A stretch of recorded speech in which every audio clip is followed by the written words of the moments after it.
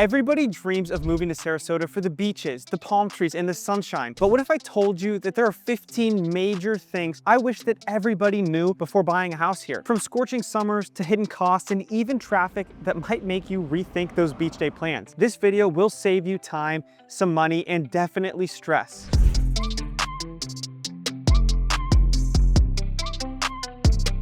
What's up, guys? If you're new here, my name is Zach Payne and I am a born and raised Sarasota local and now second generation real estate agent. Whenever I get on the phone with new clients and families, I love being able to answer all of their questions about Sarasota. But the questions are almost always the same. So I figured I'd put together a video sharing the 15 things that you absolutely need to know before buying a home here in Sarasota. Now, I'm sure this video is going to get pretty long, so if you want a good quick breakdown, make sure to check out my Sarasota relocation guide for free in the description down below. It'll be the first link. And just to be clear, I'm not sugarcoating anything in this video. Now, if you've watched any of my other videos before, you know I love straight talk, and I'm not afraid to tell people that Sarasota might not be for them. So just a warning, this is the real deal, based on what I see every day, helping people relocate here. So without further ado, let's get right on into it. Now, number one is Sarasota is really spread out. Now, this is an interesting one that was actually brought up to me by a client I had been working with. Him and I were trying to figure out the best place for him and his family here in Sarasota. He said that he had vacationed to Siesta Key a few times, but never really left the island. Now, I recommended that he come down and actually explore Sarasota before he sets his heart on any one specific part of town, which is exactly what I recommend for every single person watching my videos to do. So I gave him a few neighborhoods to go and explore on his own, and when we got back on the phone to discuss, he stated he really never realized how large Sarasota truly was. Now, if you've never been to Sarasota and you're just looking on the map, you might think that driving from Palmer Ranch to downtown Sarasota may only take 5 to 10 minutes. You may think you can find a neighborhood on the outskirts of downtown where you can walk to coffee shops and restaurants. In reality, that isn't the case. Sarasota is actually pretty big and pretty spread out. Especially if you're somebody coming from a really large city, it can sometimes take 40 minutes to get from one side of Sarasota to the other side. There are so many different areas of Sarasota that provide different things. I've said it in a lot of my videos, but if you wanted to have horses and cattle and a farm on 10 to 20 acres, you can find that out east in I-75. But if you just drive 5 miles west, you can find tropical Key West style homes on the water. So the moral of the story is you might look at the map and think you're 10 minutes from everything, but Sarasota is deceivingly spread out. Lakewood Ranch to the beach, that's about 30 to 45 minutes. Easy. Choose your neighborhood based on your lifestyle, not just the price. So if I could give you one piece of advice from this, take some time to come down here with the intention of exploring Sarasota, not just vacationing. I know a lot of people can do both, but it's so important to make sure that you at least get a good vibe of the town, the distances to different things. And of course, I can help you point in the right direction. So if you think it's becoming time to start exploring Sarasota with the true intent of moving here rather than just vacationing here, then reach out to me. I'd love to help you point you in the right direction. Now, number two is going to be the traffic near the beaches. Because Sarasota is so spread out, you will notice most things require a car to get to. And the most popular one is the beach. Because of that, there can be, and tends to be, more heavy traffic on the west end of Sarasota. Roads like US 41, which is the main north and south road running through Sarasota, is consistently full of traffic. But Clark Road and Bee Ridge Road heading west out to the water can get pretty backed up during peak hours too. And keep in mind, these are large 3-lane major artery roads, so it can kind of be a bummer when you get stuck in traffic heading to a meeting or to the beach. But honestly, it really just kind of comes with the territory. Trust me, it takes about a year to figure out the times of year when it's really bad and even the times of day when you want to go out and when you don't want to go out. And another thing, you're also going to start getting really familiar with the lesser known roads in Sarasota. You know, ones that aren't as heavily trafficked by tourists and those that don't know the area. And that definitely makes a difference on your commutes. Now, piggybacking off of that last one is the beaches can also get pretty dang busy. Now, if you think traffic near the beach is bad, then traffic on the beach is a whole other story. Once you make your way over the bridge on Siesta Key, you basically enter a 1-lane road that takes you up and down the key. Now, there's lots of golf carts and people walking and plenty of people who are kind of just, you know, looking around and checking things out. And so it can really tend to slow down traffic and pick up a lot of congestion, definitely on the island. It can also be a big hassle to find parking near the beach. The main beach parking lots typically fill up pretty early in the morning, usually around 10 a.m. during season and on the weekends. Now, if you're able to go on the weekdays, it really isn't that bad. I never really have trouble, finding a parking spot at the main beach. if it's a weekday. Now, if you're somebody who enjoys a relaxing day on the beach, you might want to come in the early morning or later in the evening or on a weekday. The beach by the water can be packed with people too, so keep that in mind. You'll hear blaring music or yelling or laughing or whatever it is. Well, I personally don't really care or mind that much. If you know that you are somebody who would be annoyed by being surrounded by a bunch of other people in large crowds, simply just walk a little bit to the left or to the right, anywhere, right off the main path that puts you out onto the beach. Most people are pretty lazy and walk straight out and then put their stuff right down there. So if you want a quieter area, just go left or right. So what's the moral of this point? Well, it's to plan your beach trips accordingly during the weekends and peak season. And if you don't want to be around a bunch of people, just walk a little bit. Number 4, Sarasota is booming. Now, Sarasota has been on the map for about 5 or 6 years now, and we see a massive amount of growth everywhere we look, from new roads, houses, and shopping centers. With this comes a lot of uncertainty. Now, nobody has that crystal ball that can see into the future, but something that we all know is that where there's open land in Florida, there are developers bidding on it. Now, I recently had buyers who passed on a great new construction deal in a development in Lakewood Ranch because there is just too much growth going on out there. They said, you see that open lot next to us right there? That could be another 1,000 to 2,000 homes, or it could be a distribution center, or even a new school that fills up all of our access roads with cars at all hours of the day. And I said, yes, you are absolutely right. These are really important things to take into consideration when purchasing a home in a new development part of town. But even in these more established areas, there is constant improvements and adjustments being made. For example, they're completing construction on the Legacy Trail overpass by my house on Clark Road. And although I think it's really awesome and I will definitely benefit from the overpass once it's done, as of right now, it's really annoying when I'm driving west and I get backed up 3 or 4 lights because of the ongoing construction. Now at number 5, Florida gets hot. Now I know we probably all know this one already, but you gotta make sure you visit before you buy. Now this one is personal too. If you haven't experienced a Sarasota summer, do not buy a home until you spend at least a few days here in July or August. This piggybacks off of my first point. You want to come explore and live here before you make that major commitment. And you can't take anyone else's opinions on weather into account either. If you asked me and my girlfriend, you would get totally, completely different answers.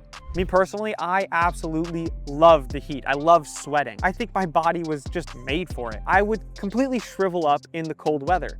But my girlfriend, on the other hand, she would be perfectly fine living in a frozen tundra for all she cares. Although she really does love going to the pool and the beaches, so I think she'd miss that, but really that's about it. Regardless, everyone has a different tolerance to the heat. There's always going to be people who says it's not that bad, people like me. But there's also going to be people on the other end saying that it's horrible and they can't stand living here. People like my girlfriend. And really the only way to know for yourself is to dedicate some time during the summer months to really see for yourself. Now at number 6, here's another point. The heat takes time to adjust to. You know, that heat mixed with the humidity, it really does take a toll, especially if you're coming from a cooler or more dry climate. Even if it gets hot where you're from, it probably, cools down in the evenings, or it's actually livable or comfortable in the shade. That's not really always the case here in Sarasota. AC is going to be your best friend, but I have heard from a lot of past clients that you really do get used to it after a couple months. Really, it doesn't take that much time. So I guess the idea here is don't cut out Sarasota too quickly. If you love everything that it has to offer here, the vibe, the downtown, the beaches, but really the only limiting factor is that heat, maybe take a little bit of extra time to really consider if you can handle that heat or not. Number 7, the nightlife can kind of be, well, underwhelming. Depending on your expectations, Sarasota, it's not Miami. There are cool spots, but if you're under 35 and looking for action every single night, you might be unimpressed. However, I personally feel like there's plenty of fun and things to do in Sarasota, but if you're looking for more things to do and Sarasota doesn't have everything you want, you can always drive or Uber 45 minutes north to Tampa and St. Pete and enjoy all the nightlife that there is there. Now at number 8, this is a big one. Prices are lowering, but not falling. Yes, the market is correcting. But after the crazy spike that COVID caused in our housing market, this was to be expected. We could never sustain the unimaginable highs that we were experiencing from 2020 to 2023. We are now in a slower market, a market that is more comparable right around 2019. It's also important to note that there are even submarkets within Sarasota. The multifamily market has taken a much harder hit compared to the single family market here in Sarasota. You can get a way better deal there. You also can't really compare a fully updated home to one that needs a bit or a lot of updating. A home that is truly move-in ready and updated will still sell for a competitive price and quickly here in Sarasota. I still get buyers who set their eyes on a home that they love and watch it go under contract within a week or 2 weeks, and that really opens their eyes. Different parts of town are more desirable than others. An older dated home in like Turtle Rock and Palmer Ranch is going to sell for a higher price and much quicker than a dated home in central Sarasota, basically just off of the school districts alone. Now at number 9, insurance is complicated here. It's not a one size fits all. Every home is different. I get a lot of people who ask me to give them a rough estimate of what insurance might cost on a house that they're kind of interested in, and I have to give the same answer. Proximity to the water, age of the roof, elevation, age of the home, construction materials, does it have a pool or does it have a no pool? Heck, they all affect what you pay. As a licensed real estate agent, I'm actually not allowed to speak specifically on insurance topics. Now, I can give you rough numbers about what I pay and what I hear my clients are paying, but they will never perfectly match up or be as accurate as when you reach out to an insurance agent and get a more specific quote. And that is the best advice I can give you, is when you really dial in a home that you're really interested in, the last step, maybe before putting in an offer, is to reach out to an insurance agent and get a more accurate quote. Number 10,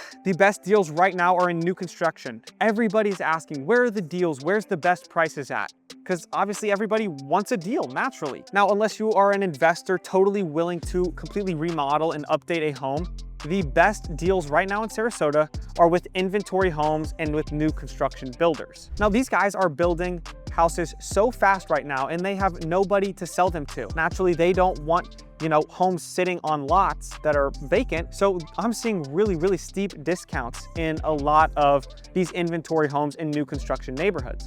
Plus, builders are always offering additional incentives. In Sky Ranch currently, Taylor Morrison is offering up to $15,000 to $30,000 back towards your closing costs.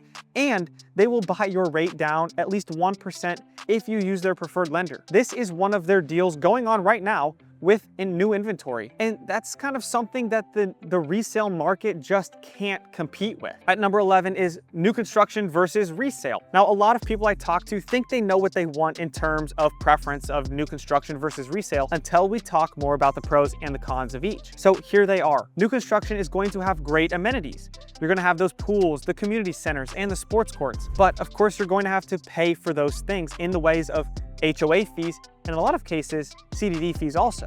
I've seen HOAs as high as $500 to $600 a month. For some people, they don't mind that because they know that they're gonna be using the amenities. But if you're somebody who knows you're not gonna be using those amenities, why the heck would you pay $600 a month for something you won't use? I mean, to me, that feels like you're flushing money down the drain. Now, new construction is also going to have smaller lots. Unless you're getting into the $2 to $3 million and higher budget, you're looking at 0.7 to 0.2 acre lots as compared to more established communities where basically the standard was a 1/4 acre lot. Now, obviously, these older communities can come with issues of their own. Older homes can sometimes mean more deferred maintenance and higher insurance costs, but you also get a more established and more mature neighborhood. Something you can't get with new construction unless you're willing to wait the 10 to 15 years it takes for the plants and trees that the builders plant there to kind of fully mature. Now, it's important to work with your agent and talk about your ideal lifestyle here in Sarasota to figure out what type of neighborhood is going to be right for you. At number 12, I've got HOA versus non-HOA communities. This is another big conversation I have to have with lots of my clients. Now, love it or hate it, HOA neighborhoods offer consistency, amenities, and standards. Non-HOA, more freedom, but maybe your neighbor paints their house neon green, works on their old car out in the driveway, and likes to listen to loud music until 3 a.m. Just put thought into it before setting your eyes on one specific home in Sarasota. I'll tell you right now, I need to live in an HOA community. I'm not talking about some super strict HOA where every little thing is monitored, but me personally, I know I would get sick and tired of driving through my neighborhood and it looking kind of like trash because the people around me don't take care of the exterior of their homes. At number 13, hurricanes. Now, don't let hurricanes scare you away. Just respect the risk. The best thing you can do is learn your evacuation zone, get flood insurance if you need it, and make sure your home is as secure and as safe as you can possibly make it. And of course, always be prepared during hurricane season. Now that might mean having a generator, having at least 2 weeks of food stored up. And something that was a major lifesaver for my family and I during Hurricane Milton last year was a battery-powered radio. Now at number 14, we've got these school districts, and that they matter a lot. Even if you don't have kids, school zones can make or break your home's value. Some of the best neighborhoods are zoned for highly rated schools, and demand follows that. I was just working with a family who really wanted their kids to go to what I call the Big Three.